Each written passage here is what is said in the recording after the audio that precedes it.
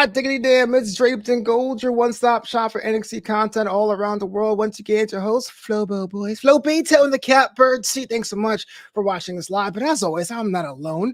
I'm being joined by a man you may see at Defy. You may see him at Progress, but I see him roaming the street of Tacoma as the street champion. Real Jack Harmer, what's going on, sir?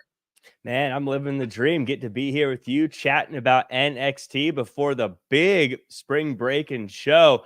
Speaking of shows, just to change things up a little bit, I've been watching the show Fallout on Amazon. What a great show. I don't know if anyone in the chat has been watching it, but a very, very fun show. Haven't finished it yet. Very fun show that, the way they make it look just like the games is incredible. It's a great show. I'm enjoying it. I'm going to wait till the season's over to binge it. My friend from grad school, Gasimaran Sanji, was a writer on that show. Shout out to Gasimaran. She made the move, the switch from directing to writing, and is now making it happen. So I definitely will check that out. But it's all available. It's one of those full seasons. Shut up, Chuck. Just look at me the time. I don't need you to be telling me. In fact, they said people who really care have already watched it. I'm holding me accountable. The last thing I need is to be held accountable. Oh, yeah. Well, the writing's great. I enjoy it. So tell your friend, thumbs up from Jack Farmer. And those thumbs are hard to come by. Trust me. I've worked with Jack we've been doing Draped in Gold over 3 years and wrestling for 5.5 years now, almost 6. Yeah, 5 years. And where did time go? All I've gotten was you're fine. So a thumbs up is worth it. You're fine, Flo. You're doing fine. Thanks, man. I just see. That's why you know he likes me, man. And if you're watching live on Facebook, on LinkedIn, on X, on Twitch, and YouTube and Trovo, say what up in the chat below. Definitely will answer your questions as we go through a very topsy-turvy time in NXT. And speaking about topsy-turvy, so our main event this time, we have ourselves Carmelo Hayes against Trick Williams. It was Carmelo Hayes' idea to go in the steel cage, but we all know in wrestling, if you're the one that actually suggests a steel cage, you don't really tend to win these kinds of matches. Chair to the face, trick shot / trick knee, and Trick Williams has 2 on him. Jack, walk me through this one. This is so to pull back the curtain a little bit.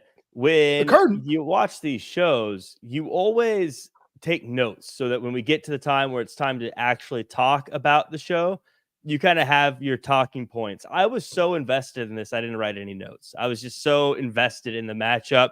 I don't really have anything to go off of. I will say Vic Joseph, one of his all-time great calls with Mello shoots, he misses right before the trick shot and then gets the win. What an incredible call there, and what an incredible matchup between these guys. 2 wins against Carmelo Hayes. That's something very few people have or ever will have. I think Trick Williams has shown just how talented he is in doing that. And in the way he did it, obviously odds stacked against him, being in the cage, security getting involved. We talked previously about Trick Williams potentially being one of the most popular people in NXT history. I think it's very hard to argue against that now. Trick Williams, an absolute star. I actually believe that Trick Williams will walk away with a dub this week. I get it, but I gotta ask a question about stipulations. You know, steel cage matches are. I don't necessarily have a negative view. I have a negative view, just for full disclosure. I have a negative view in last man standing match. The fellow wins out well once too often. I think if you want to knock out your guy, just do it. Don't wait to a count of 10. But cage matches to me just feel like we want to have a fight.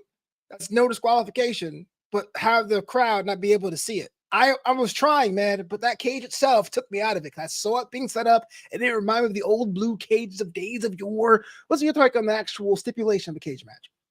I love cage matches. I get what you're saying about not being able to see through them, but it's more than just a hardcore match. It's more than just a no DQ match. It's because you can't get away. You're stuck in there with the person. And for some wrestlers, that's a huge deal. That's a big game changer. And for the people who you don't want to see get away, they can't get away anymore. I will say, I don't like the escape rule. I don't like this. I think it should still be. That was the original rule, though. Submission. I don't like escape. I feel like that was the original rule, though. The whole idea, it's kind of like the whole idea of the cage is that you can't escape. And so if you're escaping, then it's like, oh, you broke the entire point of this. The whole point is that you knock the guy out clean. That he can't stop you from leaving. That's what it is. You walk out a man alive, you know. Nah, I hate it. I want to see pin or submission get the win. That's how I really hate. This grinds my gears. This is one of my biggest pet peeves in pro wrestling is the escape the cage through the door. I feel like going through the door is like, what are we even doing here? What's the point of the cage? You're just walk back out the way you came in. I mean, that's silly. No one actually leaves the door. People have, but I look, if you want to escape, you got to at least climb the thing. But that said, I prefer the pin and submission in the cage. I think that's the way it should be done every time, personally. Well, unfortunately for Carmelo, taking 2 straight losses, Trick Williams is now moving on to Spring Breakin. Week 1 already a stack. In fact, week 2 wasn't even announced yet, save for one women's match. You think Trick Willie can finally get it done and get the Mad Dragon, Ilya Dragunov, off his back?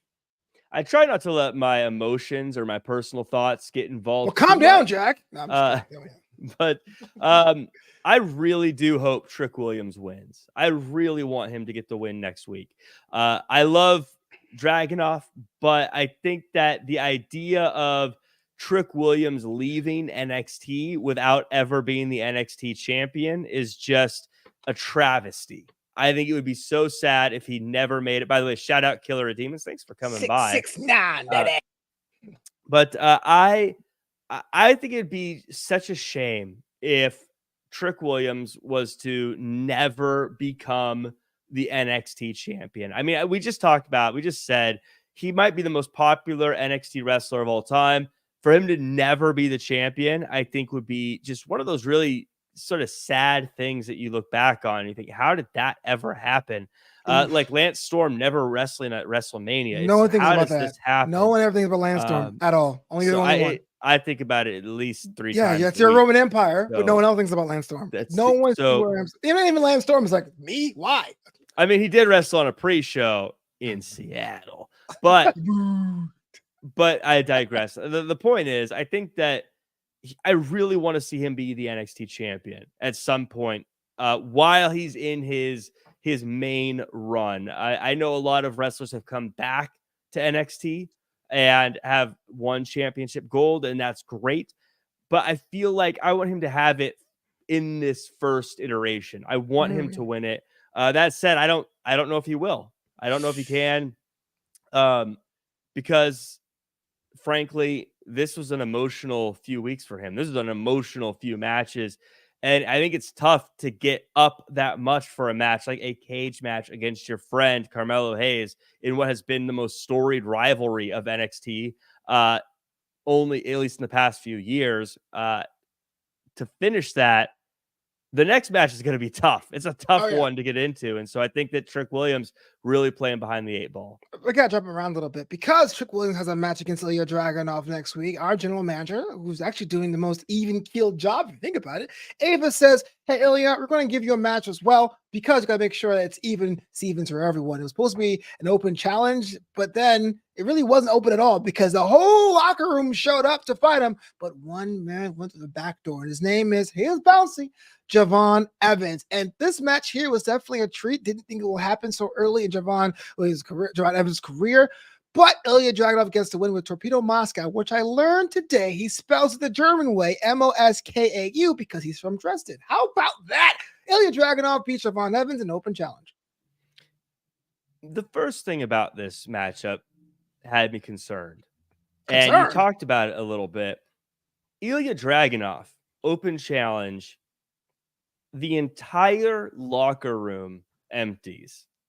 And obviously a lot of people want opportunity, but it makes me worried a little bit about how the locker room views Ilya Dragunov.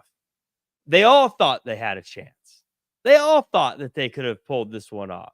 I think of some of the more dominant, frightening wrestlers of the past, and Dragunov should be a frightening wrestler to face. He should be up there with a Walter, where if Walter says open challenge, no one's going through those curtains. No one wants that match. No one wants that smoke. Dragunov, everyone's like, hey, I want this one. Let's take it. Let's do this. Right. A little worried about, after this dominant run by Dragunov, not being seen quite as the most intimidating of wrestlers by the locker room. I see you rolling your eyes, Flobo. How dare you?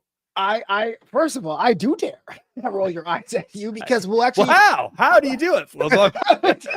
A lot of work there, a lot of work. Well, we'll talk about this later on this with Tatum Paxley thing, but like maybe it's just the love of the championship itself, where it doesn't matter who is on King of the Mountain. Gotta make sure that the person that comes on the mountain comes out. Maybe it's kind of like I have a chance because I have a chance. Lexus King was the first one out there, and that's the guy who's been the closest in that main event scene. Why not go for it? Well, Lexus King should be going for it. I get that. Shout out MDB999. I disagree with this. Jack Farmer, the GOAT of what? Ugh. The GOAT, yes, brother. So, Flobo, can you read it correctly? Read it not just as the acronym, but what do each of those letters stand for? Jack Farmer, the greatest of all time. Yes. Thank you so much, Flobo. I appreciate that. Someone clip that out. Flobo say Jack Farmer, the greatest of all time. Please insert my displeasure and under duress as well. Can someone auto tune it also, just so it sounds like T-Pain? Why? I don't know. The greatest of all time. Because I'm stuck in 2008 or something. No. So Javon Evans, though, clearly the story here. Let's talk about the story here. Dragunov gets the win, and you kind of expect him to get the win, but Javon Evans clearly showed that he can hang with the very top caliber, toughest opponents, and hanging with Dragunov, I think, is a real show of just how good Evans is going to be, because there are some wrestlers like a Rey Mysterio who's great, but he's going to beat you in ways that maybe aren't dominant looking. Right. Dragunov's someone who beats you up and beats you dominantly. Javon Evans hung with that. He hung with a bruiser. Now, I think it's one thing to look dominant early when no one knows who you are yet, and we're still figuring out what you bring to the table. Will be very interesting to see how that plays out as the months and years and maybe decades go on for this young man. But clearly, Javon Evans has a very bright future. I'm with that. I understand that you have the new generation. I don't want to say NXT 3.0, and Javon Evans seems to be one of the most social media heavy talent since the Kid Alliance, but for different reasons, obviously. But the question I have, though, is that, look, you have the second match on TV is against the champion. No one expects him to win. He did not get the victory here today, but then at the same time, it's kind of like, well, did you have to worry about seeing if I can treat you as somebody credible because you got beat so handily in the middle of the show today? Do you think he got beat handedly? I thought he did very well. I thought he got beat pretty bad. I mean, the Umbazik ball was unstoppable. I mean, for someone, when you're facing Dragunov, I think that's a pretty good showing. It reminds me a lot of a young Carmelo Hayes going up against a young Adam Cole. Are we allowed to say Adam Cole anymore? Yeah. I think Adam Cole, whether he likes it or not, will always be associated with NXT. It's just him. I think back to that. Things worked out for Carmelo Hayes. They turned out okay. So. Yeah. I think that this is a good sign for Javon Evans. Again, it reminds me a bit of, as I always like to do, comparing it to other sports. You think of those quarterback battles where the young rookie quarterback goes up against the Patrick Mahomes, and maybe they don't win, but they put up a lot of points and they keep their team in the game till the very end. I think that that's what Javon Evans did today. I think he showed that even in a big match moment, he doesn't wilt. He'll still be able to fly, still be able to move around. Again, it's early, so we'll have to see how this plays out going forward. But for a second match, man, I'm happy for Javon Evans. That actually happened last NFL season with Zach Wilson, where Mahomes gave him like the dub, like, "Oh man, you're pretty awesome," and the Jets are like, "Yeah, we got Rodgers coming back. We're fine." That's great, kid, but he signed a short-term deal. But yes, so Ilya Dragunov has a warm-up match. He's also ready for Spring Breakin next week. We're going to have ourselves the NXT title match 7 days from now. Now, Spring Breakin is going to be a 2-night event. The second night only has one match scheduled, and that's between Lola Vice and Natalya, even though night one is pretty stacked. But let's talk about how we got there. Sol Ruca and Lola Vice had a matchup, which to me was kind of quick. It was kind of a quick 18 minutes in the show. Already our second ring bell as part of matchup. Sol Ruca looks like she is a bat out of hell, such her injury, and Sol Ruca gets the dub, but because of interference. Blair Davenport gets involved in this one. And I know you're a Blair Davenport fan. And I know Blair Davenport terrorizes the parking lot, but now she's terrorizing in-ring action too. I mean, she's really expanding her horizons, isn't she? I mean, it's great to see the growth of a competitor like a Blair Davenport.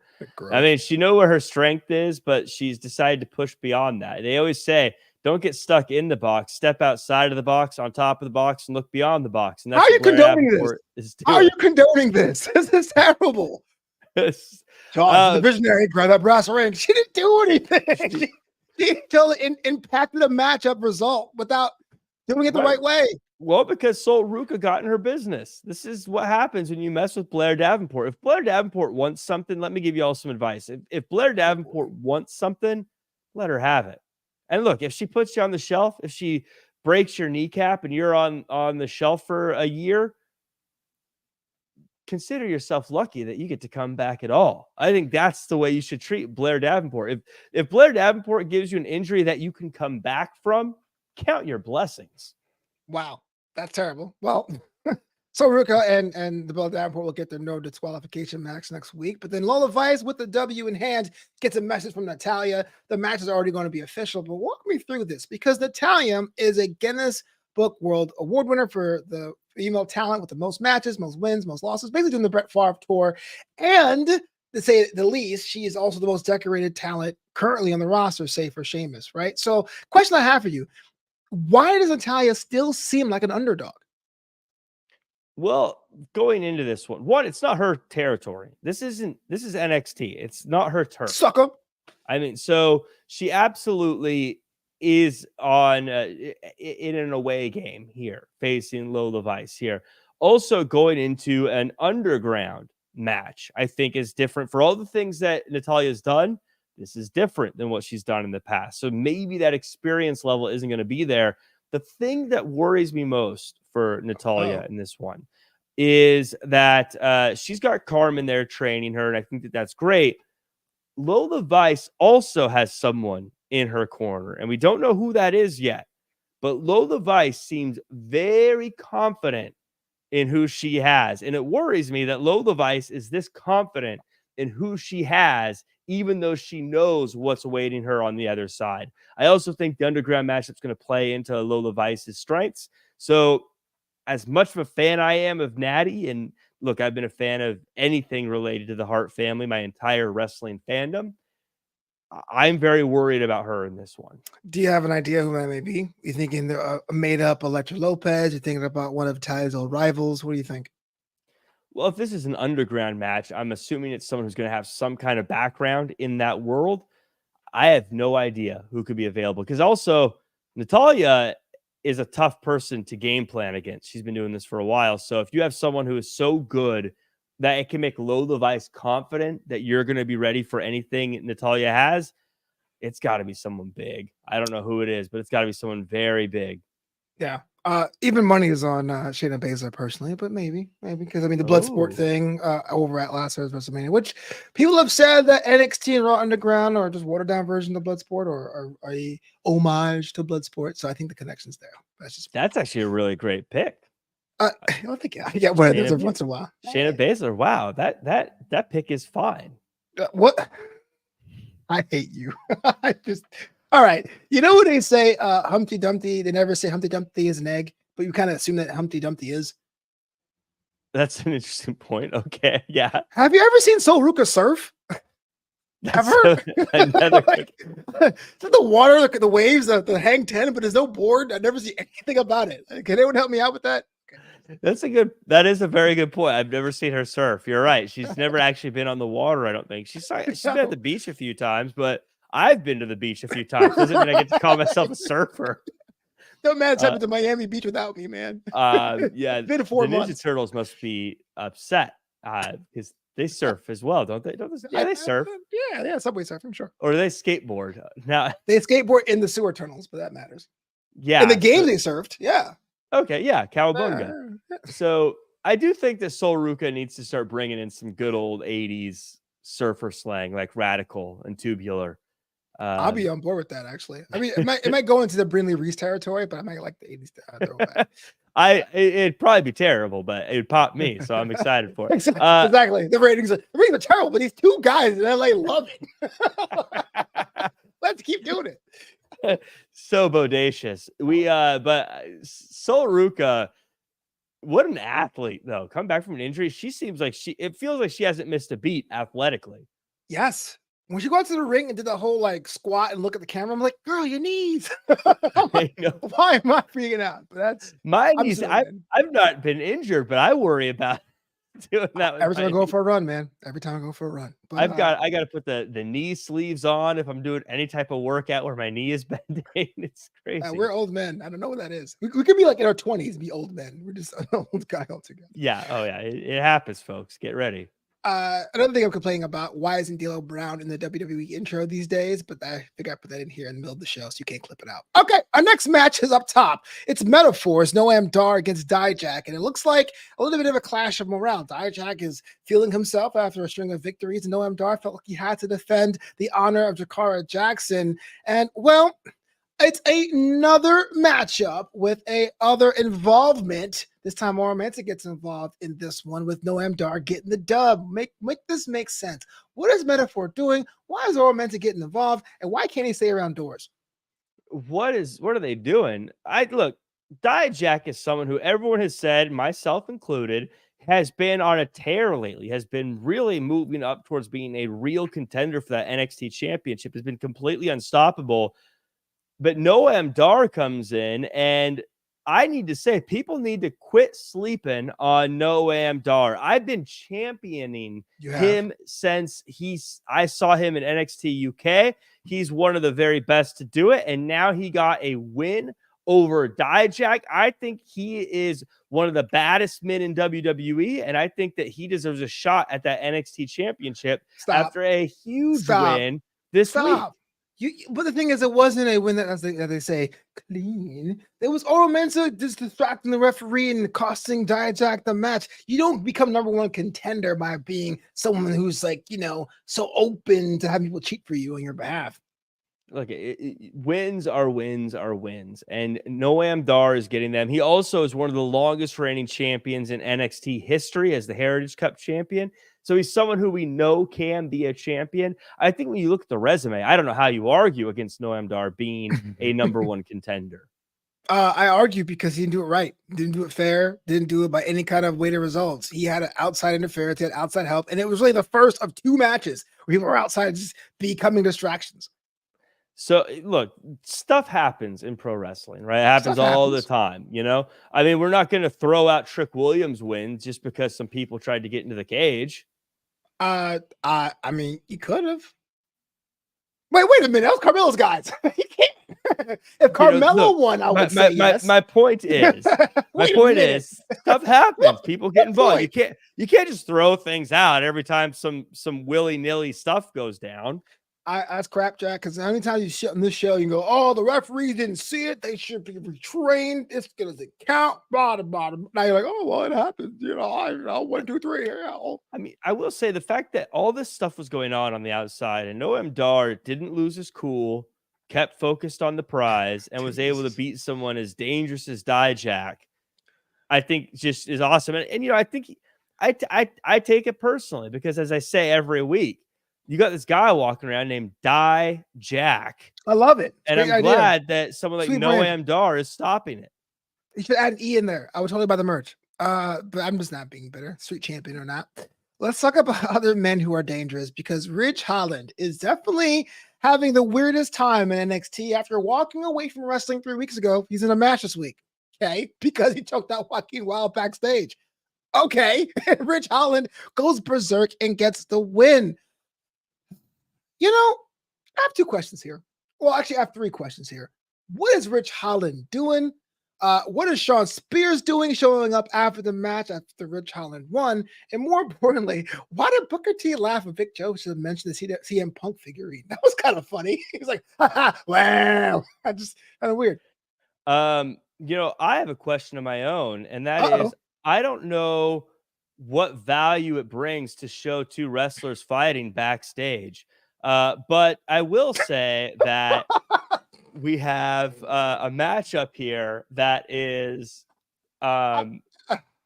Okay. What's so funny? Oh, nothing at all. There's nothing funny in wrestling. Nope. So we have so dumb. So look, Ridge Holland's not doing himself any favors as far as Damn the right he's perception not. games go, right? Because this is all about when you see this fight backstage, you definitely have a perception of what happened, and it just strengthened, I think, a lot of negatives. And with that, I think it also reinforced some positives, and that is that Ridge Holland is a killer. Ridge Holland is in it to win it. Ridge Holland is willing to do whatever it takes. And look, choking people, smashing their fingers, that's one thing to show how dangerous you are. But the thing that really shows me Ridge Holland is super dangerous, really someone who's a killer, is that Shawn Spears is out there nodding his head with a smile on his face, because Shawn Spears is a killer. Shawn Spears is a dangerous individual. And so when you got him smiling and nodding his head, I think it means you are absolutely on the right track. You know, I was actually glad Shawn Spears is back in NXT. I kind of hope for one more version of, and I don't understand that those days are gone. I get it. Having a man bun is not necessarily a thing anymore. But I asked this question about 3 or 4 weeks ago on Draped and Gold, and I want to ask you again here today on April 17th, 2024. Are you supposed to feel sympathetic for Ridge or looking for his comeuppance? I do not know what to think, because a man walking away from wrestling because of something they love and bad accidents, I understand. But he came back and put his hands on talent and right in front of the general manager, and then had a match where he was overly aggressive. So I don't know what to think about good old Ridge. Well, the fact that he was overly aggressive, I think, is fine. That's good in pro wrestling. But to your point, I don't understand if you're retired, I don't understand why you're so quickly coming back. I don't understand what that was about. Clearly, you weren't sincere about your retirement. And then that makes me wonder, if you're not sincere about something like that, how sincere are you about wanting to be a better person? It makes me question your sincerity. And that's where, when we talk about the perception game, I think he wants us to be sympathetic to him, but we simply are not. Oh, I gotcha. So the Shawn Spears thing, you're thinking it's a Ridge alignment, not Shawn Spears wants to join the LWO? Well, I think Shawn Spears would be a fantastic addition to the LWO, but their leader is on a different brand right now, so it's not a good time. Shout out to Cedric Welton is in the chat here. We'll get to this in quite a minute. In fact, we'll get to it right now. He says, why hasn't Tony D been arrested for murder yet? Let's talk about this. Hey, no one used the M word, okay? That's a short answer. All right, that is this week of Draped and Gold. We'll get back to you next week. We don't know. We can't throw. This is a news program, Cedric. We can't just throw out accusations like that. We got to read it. The populace can ask wild questions as much as they want. It's up to us to dodge them. Okay, it's up to us to play gymnastics. Well, you see here, this last quarter we had tremendous growth. Let's talk about this. The family comes out and they have a bit of business with the No Quarter Catch crew. The No Quarter Catch crew used to be a foursome, now down to 3. And Tony D says, "Look, you came to me to get rid of one of your own." And the reason why the 3 is that Drew Gulak was not in the ring at the time. The family wants to collect. The No Quarter Catch crew is saying no because I guess they don't believe in paying for services rendered. And now they have themselves a dust up Donnybrook. Jack, a lot of things are pulling from this one. One, it looks like Drew Gulak has been killed off, allegedly, apparently, just inferently. And 2, why would the No Quarter Catch crew go to their coworkers, i.e., people who have seen him last alive, to make this happen? Well, first off, again, no one said killed. No, they removed somebody. I mean, for all we know, there was a janitor at the No Catch Crew Club gym, and they had to let him go. And the family helped empty their desk and remove them from the premises. We don't know. We can't jump to conclusions here. I will say, we all know that the family is very good at removing people, as this is the first person that they have removed from NXT. Yeah, I think it'd be the third that we know of. Yeah. Shout out to 2 Dimes and that producer of Lashing Out with Last Legend. Deep cut. And now Gulak. So yeah, 3 that we know of. Now, I got to stand with the family on this one. Stand on business? Really? You? Stand on business. I've got to. Look, you make a deal, you got to pay the deal. You got to live up to your end of the bargain. You know, right. I look, I'm all for shortcuts. I'm all for trying to find loopholes and stuff, but to simply say, I just don't want to pay you.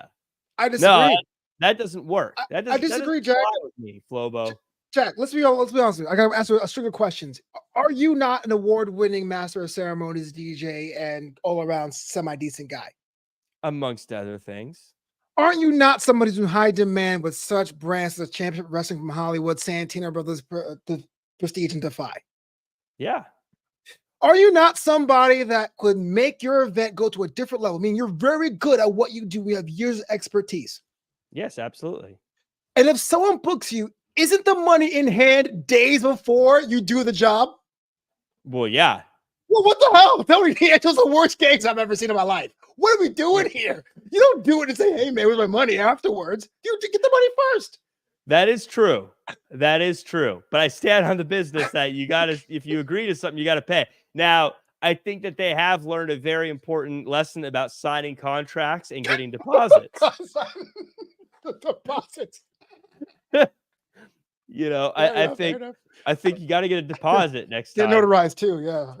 That's a good point. He definitely needs to get a deposit, needs to have a contract with a payment schedule in place. So, because otherwise, you're right. I guess at this point, if they take this to Judge Judy, Judge Judy's going to say, do you sign an agreement? I watch too much Judge Judy. She's going to say, do you have a signed agreement? And she's going to say, they're going to say no. And she's going to say, so that means this could be seen as a gift, not as a exchange of services. That's how it would play out on Judge Judy. And then she'd probably say something mean, like, don't piss on my leg and call it rain. Hey, she went to my high school and so did Ruth Bader Ginsburg. And so for a lot of times, people confuse the two. That's besides the point. All right. Cedric Wilson says, in all honesty, this is a great pivot for the family because Tony doesn't belong in the main event. Whoa, Cedric, whoa. Hope Tony doesn't find out where you live. I disagree. That match was cool. I like that match at Sand Deliver this week. So yeah, you better hope that Tony doesn't find out where you live and someone doesn't promise to pay him later for getting rid of you. The dumbest family I've ever seen. You promise? Okay. When you say like that, it is kind of a dumb, like, what do you mean you didn't collect something? Well, the underboss could take the heat for that one, for sure. 6-man tag schedule for next week. So I'm not sure if the win is going to recount the payment, but it's been done. And we don't know where Drew Gulak is, if he is alive in this universe. Yeah. So if he comes back, let me ask this, Flobo. If Drew Gulak comes back, does that mean that the family is no longer entitled to their earnings? I think so. Because I'm assuming that's what they wanted done. Yes, they're not entitled to their earnings, but then that would be such a hit against the family. Because then why would they not do the job? Would Luca Crucifino be like, oh, I couldn't do it, boss. I got scared. Like, you have to get it done. Take care of it. Just take care of it. Well, Luca Crucifino, being a lawyer, I agree, should know that they're not in a position to get paid now because they don't have documentation. But of course, now that you're saying that they have Luca Crucifino, technically, if there's no agreement, they could say, look, we got rid of the guy. You didn't say for how long. He was gone. We did get rid of him. You never said he can't come back. Wow. That I was such a cop out. I mean, I can see that, but that'd be again, like, what do you complain to the cops? Like, well, I mean, you're talking to guys who aren't paying you. So it's not like there's a level of where is Ava doing all this? Like, is she dealing with Rich Holland? This is going down. Like, hello. That's a good point. Her employee's missing. Yeah. It's like, well, I guess there's like 3 of them. There's less people to pay.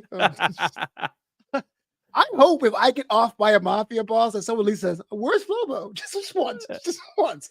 If you get off by a mafia boss, I am minding my own business. But at least pretend that I existed at one point. Don't be like, Draped to go with Jack only. Please don't do that. I will, in the most obvious way, look the other direction. I will haunt you every night. I would even scare you. I'm like, boo. Wow. I thought we were buddies, but it's fine. Speaking of people, I'll be like Dumb and Dumber. Wow. You see that? That's loyalty, y'all, or lack thereof. Anyway, speaking about lack of loyalty, Tatum Paxley told the world she's over that whole Lyra Valkyria stuff because she only cared about the title, the piece of gold, Goldie, if you will, and had a match against Thea Hale, who's going through her own stuff with Andre Chase. They made up, they had a good time, they're back on the same page. But you know what that means on the same page? It's back to loser downtown Thea, with Tatum Paxley getting the dub. But guess what? Another bit of interference. Jasmine Nick gets involved in this match, causing the distraction that caused Tatum Paxley to get the dub. Jack, what's going on in NXT this week? No one can get any conflicts resolved except for Drew Gulak, apparently. I think we really need to start giving JC Jane and Jasmine Nix their flowers for always being able to help people when they need it the most. I hate it. I mean, you look back historically, Chase, when did they need help the most? A year ago. JC Jane was there. She was there to help bail them out of this terrible situation. Now, similar, Tatum Paxley no longer has Lyra Valkyria, no longer has the championship near her. And who's there to help her out? JC Jane and Jasmine Nix. Just really selfless individuals. And I think that we need to give them their flowers. I don't think they're selfless at all. I think they have their own agenda, and it's ruining Thea's life. So no flowers. 0 flowers. Oh, well, let me ask you, what has JC Jane and Jasmine Nix gained from any of this? Making sure Thea Hale suffers. They're taking pleasure in the fact that Thea Hale cannot win a match because they get involved in these matches. That's schadenfreude. If it was trying to make Thea Hale suffer, they would have let Chase U go out of business because she didn't win the match. That's what would have the amp switch.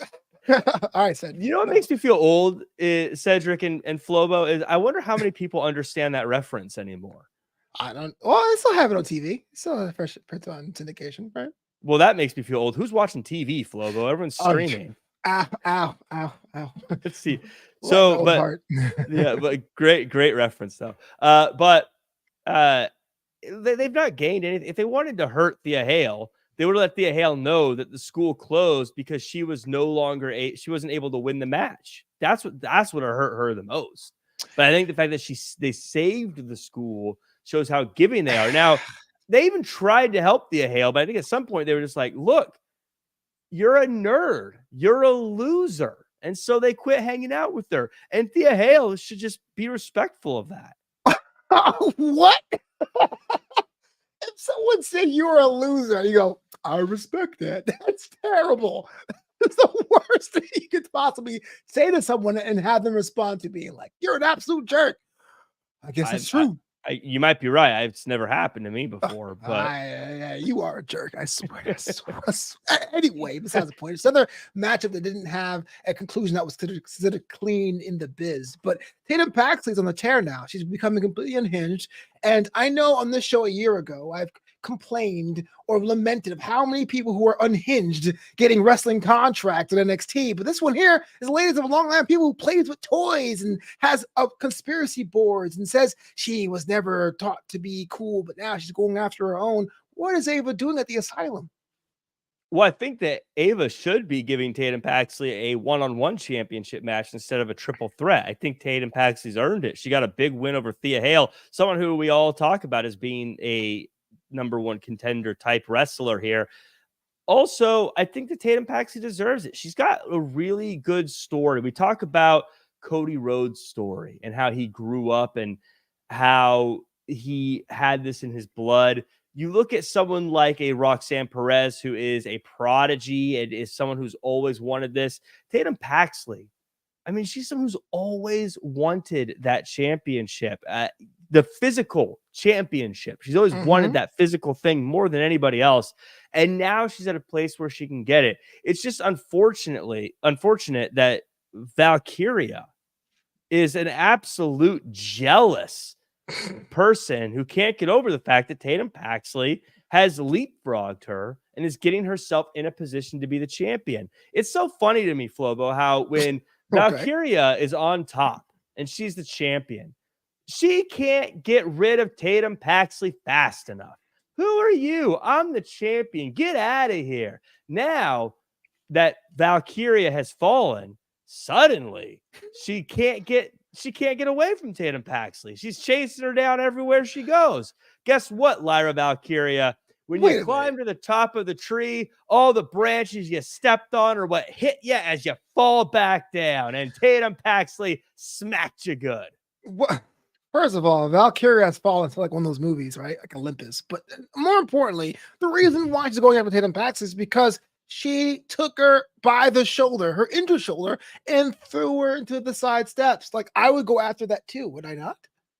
Well, I gotta say, now that you've mentioned Valkyria Has Fallen as a movie, I'm just trying to imagine Gerard Butler fighting like on Mount Olympus and like shooting Zeus and everybody else. CGI Butler, like the abs are back, like 20 years ago. Yeah, spots it with a bud.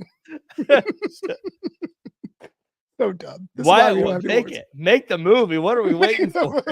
There's no plot or story. Just Gerard Butler be like, Gerard Butler be like, yes, someone's taking over Mount Olympus, but I'm on the inside.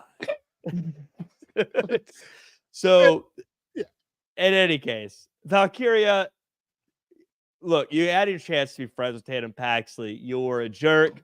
Now she's great. You don't get to pretend that you're still her friend. You don't get to pretend you want to be by her side all the time. Quit being a stalker, Valkyria. Quit being obsessed. Move on. Wow. Someone gets knocked, beat up. Let's move on. Someone's called a jerk and just accept that. You are the worst. I just think Valkyria is a little creepily obsessed with Tatum Paxley. I think she needs to cool it. Speaking of somebody who needs to cool it, it's the high-level optimism of Brinley Reese, leading Blade and Nofe to absolute slaughter this week against the Final Testament's Authors of Pain. And while I had questions about Final Testament on SmackDown, my biggest lament was if you didn't watch wrestling before the pandemic, you had no idea who half these guys were. But the props, we got to understand why Paul Ellering is back. We got to understand why AOP is back. They get the win in another pretty lopsided affair to the point where even Vic Joseph is like, oh my gosh, we got to stop this. But our tag team champs come on afterwards. Jack, walk me through this one here. Final Testament getting some backstory. Nathan Frazier and Axiom looking at the next challengers. And, well, Blade and Nofe, they can't buy a dub. I feel bad for Idris and Malik. I feel like they were taking this seriously. They put in the training. They were doing everything they were supposed to. And I just say, like, you talk about stars in pro wrestling and people who can make it. I look at Idris Enofe and Malik Blade. They check every box. They just can't seem to get out of the starting gate for some reason, though. But I mean, they're talented in the ring. They are entertaining. They are fit. They've got everything you want. It'll click for them eventually. I'm disappointed they didn't get the win today, but AOP. Bro, what's more tragic, Blade and Enofe not getting dubs, or Caden Carter and Katana Chance that get dubs? I'm gonna say Idris and Malik because Caden Carter and Katana Chance they've been champions, so they've been to the promised land. So they at least have that. So, but Idris and Malik they'll get there eventually, I'm sure. But AOP, man, they just seem unstoppable. I mean, I don't know how you even slow these guys down. I think it was a huge mistake for Axiom and Frazier to come out. If I was Axiom and Frazier, I'd have stayed right in that locker room. I don't need any stare downs or face-to-faces. I don't need Ava going, wow, that might be a good matchup. I don't want her to get that idea. I would have stayed far away if I was those two. Not a good move on their part. Not a good move on their part. But the match here brings us to this week's General Manager Pick'em. Because we don't know General Manager Pick'ems, we have to ask my broadcast colleague Jack Farmer as if he is the NXT General Manager, things that he would do in that situation. And well, this one here is something that I'm just dying to see what you would say. Final Testament, as of right now, are technically SmackDown talent that are appearing on NXT. And if you had a chance to sign them long term, but in doing so, you are barred from having any other main roster talent appear on your show for 1 year, would you sign Final Testament today? If I was NXT, no, because I already got AOP showing up on my show. I don't need to make that deal. Do you know what I mean? Like, they're exclusively yours. Like, they don't be anywhere else. I think that they're a good signing, but I always take the field. You know, I mean, who knows what other opportunities could be coming your way for a year, especially in this era where there is so much talent. you never limit your options. So I think they're great. If I could sign them, I definitely would, but not if it's going to cost me everything else. Yeah, just for 1 year though. Damn. Well, Karen Cross, Jack Farmer lives at 123 Fake Street. Don't dox me. Imagine that's how you. Well, you wouldn't want to support me if I ever got killed off by a mob boss. It's the least I could do. So dumb. All right, so in our North American title division, you have Ivar, who looks so different on Tuesday nights. You know what I'm saying? Getting the face of Josh Briggs, and Josh Briggs was medically cleared by these quack docs backstage, but he had broken ribs, and it really was a difference here. Ivar, with a splash from the heavens, gets the dub. He will face on Obafemi for another opportunity for the North American Championship. Josh Briggs seemed to be the hottest talent going into Sand and Liver, but ever since then, I wonder about his long-term prospects. What say you? I worry about his long-term prospects because I wish he was smart enough to not get into a match with someone like Ivar when he's got hurt ribs, Flobo. Come on. I'm with you. Even if you're dominating someone like Ivar with broken ribs, just lifting a guy like that ain't going to be good for hurt ribs. And then, of course, now they got hit with the Doom Salt. That's the name of the move that Ivar used, the Doom Salt. I call Doom Salt is what I call pepper. But we have whoa, no one's that big way. Win Come by on. Stop. Doom Salt is pepper. Like, really? Are you kidding me? Jack? Is Jack around? Am I around? I think we lost I think we lost Jack. I didn't mean to insult him the way that I did. I guess that I did. But in any event, the matchup today was one that I kind of wished went a little bit longer. I like Josh Briggs. I think he's a fantastic talent. In fact, I always tell people if I wanted to be able to buy that stock, then I absolutely would in Josh Briggs. But this wasn't the case. This wasn't the case here this week because when it came down to it, it really was not a smart move. You have broken ribs, you have injured ribs, and then you decide to go for it anyway. You're going to get what you are going to get. Ivar taking a loss on Monday Night Raw, finding a way to double back down and making it happen this week. He looks good. He's looked good against Obafemi, but I feel about it for Josh Briggs. And if you're a big Josh Briggs fan, you let me know in the chat below because, frankly, I felt a week ago he was the guy to put my money on. But that soon has changed. And, well, as you guys are just tuning in, I do have Jack Farmer coming back here soon. I made fun of him liking salt and calling Doom Salt pepper Doom Salt, and he hasn't been back since. That was kind of the last matchup this week. But let's talk about some burning questions I have on my mind. One of the I guess, My Fair Lady storylines we've seen here in NXT this week with Ariana Grace and Gigi Dolan. You can call her Georgina if you want to. I refuse. To me, makes no sense because Ariana Grace decides to take Gigi Dolan's vibe, her aura, and tries to change it up by making it look like more and more like a lady with grace, taking her to a boutique to have her try on things because I feel like that will be the way. She thought that would be the way to change who she was going to be.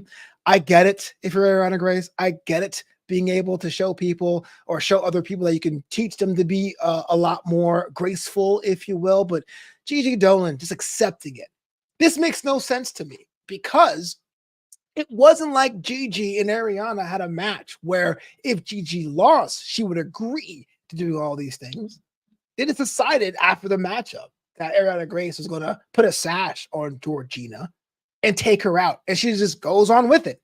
I don't know why. I don't know how. I wonder what's going through her mind. And even though she got a little bit of her swag back after that, she got a little bit of an opportunity to cut up her dress to be herself. I still wonder where is this going to go. Ariana Grace is going to be one of the more spectacular character talent on NXT. Everyone is saying she's ready character-wise.